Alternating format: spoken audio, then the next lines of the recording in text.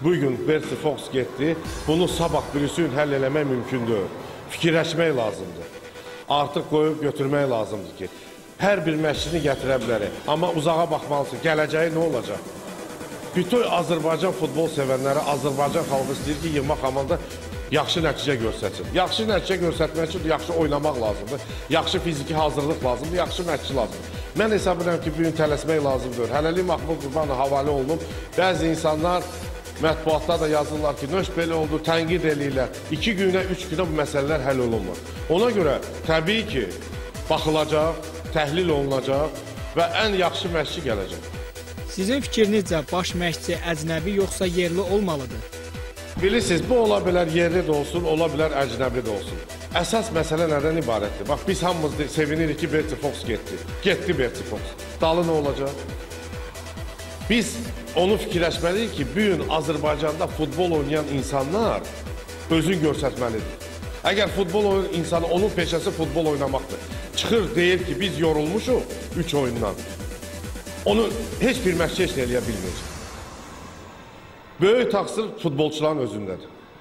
Çünki o, onların peşəsidir. Onlar oynamalıdır. Meydana çıxıb qaçmalıdır. İngiltərə liqasına baxın, bir klub həftədə 3 dəfə oynayır.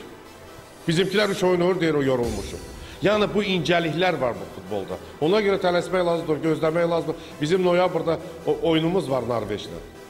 Çətin çox oyundur. Onun nəticəsi də hələ bəllidir. Qrupdan bir xal da yığa bilməmişik. Ona görə biz elə fikirləşməliyik, elə davranmalıyıq ki, elə bir məşqçi gəlsin ki və futbolçu başa düşsün ki, artıq futbol sevənlər Azərbaycan xalq bunlardan nəticə gözləyir. Nəticədən söz düşmüşkən, mediada və ictimaiyyətdə Qurban Qurbanovun milliyə baş məşqçi gətirilməsi barəsində nə deyə bilərsiniz? Yəni onu istəyirlər, onu deyirlər. Bilirsiniz, Qurban Qurbanov çox istedadlı bir oğlandır. Yaxşı futbolçu olub. Qarabağ futbol klubunu görürsünüz. Sabah da oynayırlar deyə buradan. Qurban Qurbanova bir neçə ildən qabaq söhbət olanda dedi ki, mən hələ hazır deyirəm. Qurban Qurbanov cavan bir oğlandır, məşqçidir. Ola bilər ki, ona da havalə olsun. Hər şey ola bilər. Ona istisna deyil. Amma hələlik bu məsələ iş prosesindədir.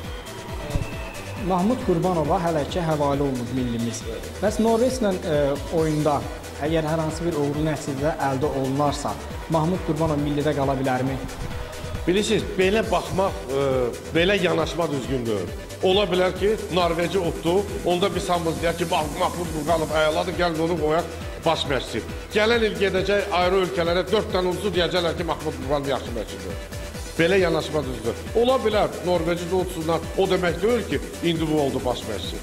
Təhlildən yaxşı iş yoxdur. Biz də nəticə deyəndə onu demirik ki, bunlar getsin dünya çempionu olsun, Avropa çempionu olsun. Nəticə onun ibarət ki, sikldan çıxsın. Məsələ bundadır. Sikldan çıxır. Bəzi insanlar deyir ki, futbol pulsuz yaşaya bilməz. Mən misal gətirim. Bosniya-Hersegovina böyük ölkə. Nə vəziyyətdədir? Çox ağır vəziyyətdə, maliyyə böhranı və s. Amma onun yığma komandası dünya çempionatına çıxdı. Nə deməkdir o? Yəni pulla ölçülmür. Məşq, oyun və milli ruh.